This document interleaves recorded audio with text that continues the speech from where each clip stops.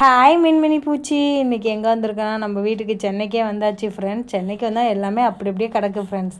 நம்ம என்ன பண்ணோன்னா வீட்டு வேலையை முதல்ல பார்க்கணும். வீட்டில் வந்து நான் ட்ராலியை எடுத்து ஓரமாக வச்சுட்டு எல்லா வேலையும் பார்க்க ஆரம்பிச்சிட்டேன் ஃப்ரெண்ட்ஸ்.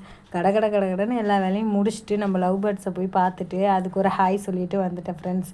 இந்த செப்பல் வந்து 3000 ஃப்ரெண்ட்ஸ். என் ஹஸ்பண்ட் என்ன சொன்னாங்கன்னா, இவ்வளோ அழுக்காக்கி வச்சுருக்கியே க்ளீன் பண்ணு அப்படின்னு சொன்னாங்க. க்ளீன் பண்ணக்குள்ளே சோடாப்பும் லெமனும் வச்சு க்ளீன் பண்ண சொன்னாங்க. க்ளீன் பண்ண ஃப்ரெண்ட்ஸ். பார்த்தீங்களா, என் பொண்ணு என்னை வாய்ஸ் கொடுக்கவே விட மாட்றா, கத்திக்கிட்டே இருக்கா ஃப்ரெண்ட்ஸ். சரின்னு சொல்லிட்டு மாங்குன்னு போட்டு தேய்ன்னு தேய்க்கிறேன், அழுக்கே போக மாட்டேங்குது ஃப்ரெண்ட்ஸ். இங்கே பாருங்கள், சோப்பு போட்டு தேய்க்கிறேன், போக மாட்டேங்குது.